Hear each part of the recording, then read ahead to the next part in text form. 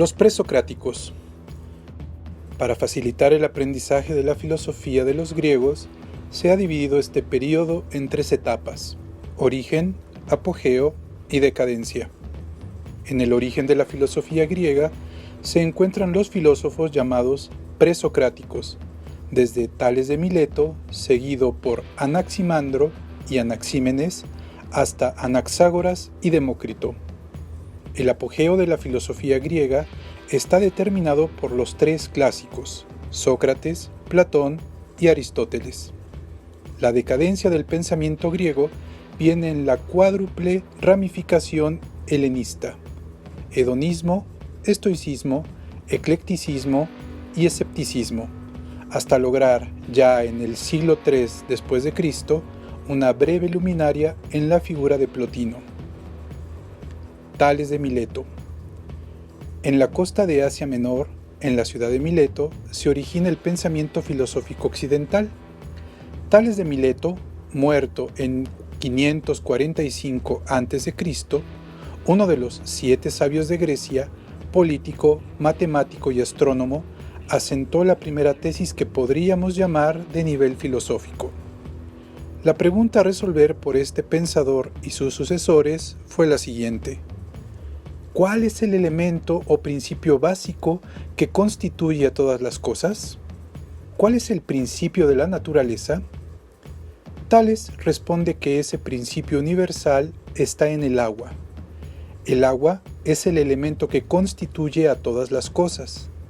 Se trata de un primer intento para penetrar en la esencia de las cosas. Actualmente esa teoría nos puede parecer ridícula, pero el hecho de que la mente humana se aplique a la solución de un problema fundamental, o mejor, intente fundamentar y reducir a la unidad la inmensa variedad de las cosas, es ya un paso gigante en la historia del pensamiento. Es justamente el origen de la filosofía. También se encuentra en los fragmentos de Tales la siguiente frase: todas las cosas están llenas de dioses. Con lo cual se nota en este autor la idea de un hilozoísmo, es decir, una animación psíquica de las cosas, lo cual sería el motor de la evolución universal. De Tales de Mileto se cuenta que, por observar las estrellas, se cae en un pozo. Pero también se dice que, habiendo previsto una abundante cosecha de aceitunas, manda construir almacenes y molinos que le proporcionan una considerable fortuna. Es el primero que logra medir la altura de las pirámides, basándose en la sombra que proyectan, y logra predecir un eclipse de sol en mayo de 585 a.C. Anaximandro. Más joven que Tales, propone una segunda explicación sobre el principio que constituye a todas las cosas. Lo llama el apeiron, o lo indeterminado. En efecto, para que se pueda hablar de un principio que compone a todas las cosas, se requiere que ese principio no sea ninguna de ellas. Tiene que ser algo anterior a ellas, lo indeterminado. Esto es, por supuesto, un avance con respecto a Tales. Anaxímenes. Muere por los años 523 a 528. Pretende que el principio de todas las cosas debe ser algo sutil y amorfo, y cree que es el aire, que envuelve a toda la tierra, el principio del cual se hacen todas las cosas. En el año 494 es destruida la ciudad de Mileto, y con esto termina la serie de los primeros pensadores que se dedican a responder a uno de los grandes problemas filosóficos, a saber: ¿existe unidad en la variedad de todas las cosas? ¿Hay algo a partir de lo cual todo se ha hecho? Pitágoras. Pitágoras, 582-497 a.C., nació en la isla de Samos, cerca de la costa de Asia Menor. Se traslada a Crotona, en la Magna Grecia, y allí funda una especie de monasterio cuyos miembros tienen que someterse a rudas prácticas ascéticas. Es el primer filósofo que se otorga tal nombre. No quiere llamarse sabio, sino amante de la sabiduría. Cree en la metempsicosis o transmigración de las almas, doctrina importada de Oriente, que luego es aceptada por el mismo Platón. Matemático y astrónomo, da origen al famoso teorema geométrico que lleva su nombre, y sostiene la teoría de la música de las esferas celestes, según la cual los planetas y estrellas producen sonidos de acuerdo con sus respectivas distancias a la Tierra. En filosofía, su tesis más importante es la de que la esencia de las cosas está en los números. Cada número simboliza algo. Por ejemplo, el número 4 es la justicia. Los números pares son femeninos y los impares masculinos. También esta teoría va a influir sobre Platón. Obsérvese ahora que el principio o esencia de las cosas ya no es un elemento material. Por primera vez se pretende explicar la materia a partir de algo inmaterial como es el número. Heráclito. No se conocen sus fechas de nacimiento y muerte.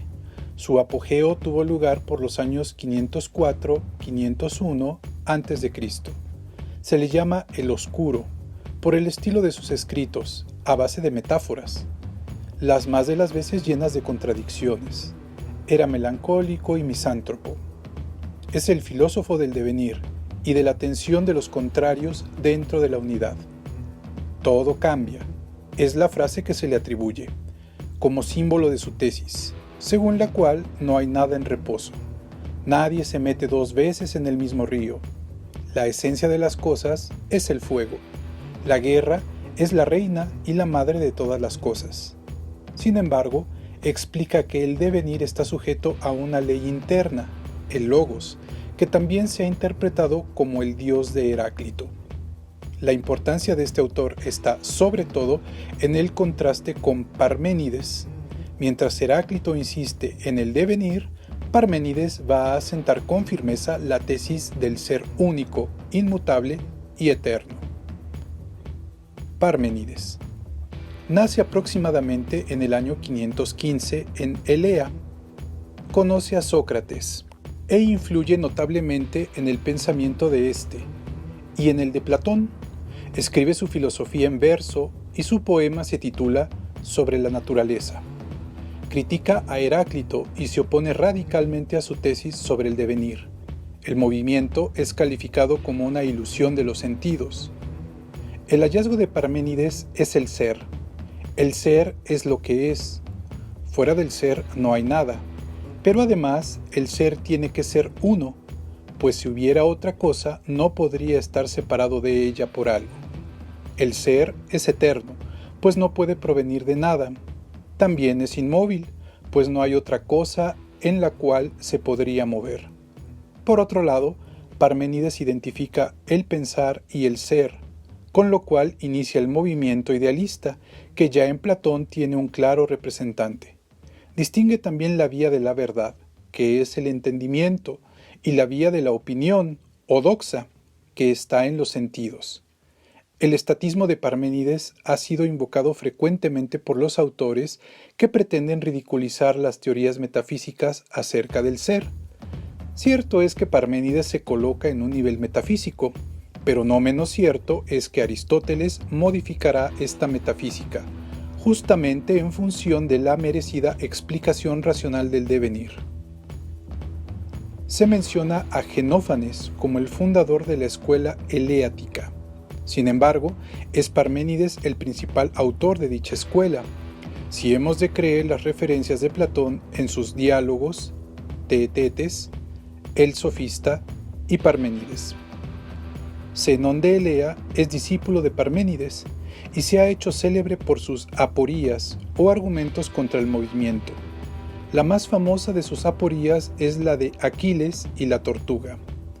Los dos compiten en una carrera, y Aquiles cede una ventaja en distancia a la tortuga. A partir de cierto instante, los dos empiezan a correr, y cuando Aquiles llegue al lugar A, donde estaba la tortuga, ésta ya avanzó otro poco, hasta el punto B.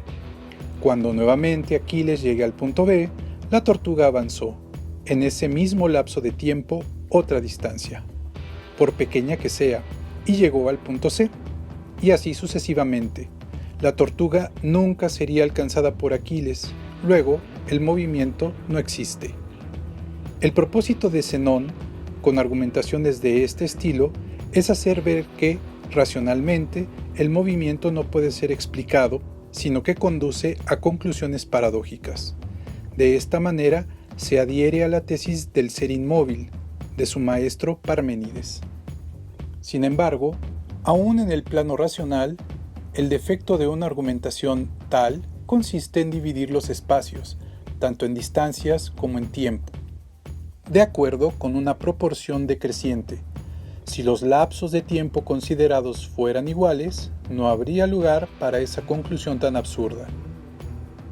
Empédocles, Anaxágoras y Demócrito. En pleno siglo V a.C., florecen estos tres personajes, inmediatos predecesores del apogeo griego. Empédocles lanza la tesis de los cuatro elementos o raíces de las cosas: tierra, agua, aire y fuego. Por diversas combinaciones de estos cuatro elementos se consigue la inmensa variedad de todas las cosas. Además, la evolución de la materia está sujeta a dos fuerzas, el amor y el odio, por atracciones y repulsiones. Así entiende el amor y el odio. Es como se va originando todo cuanto existe.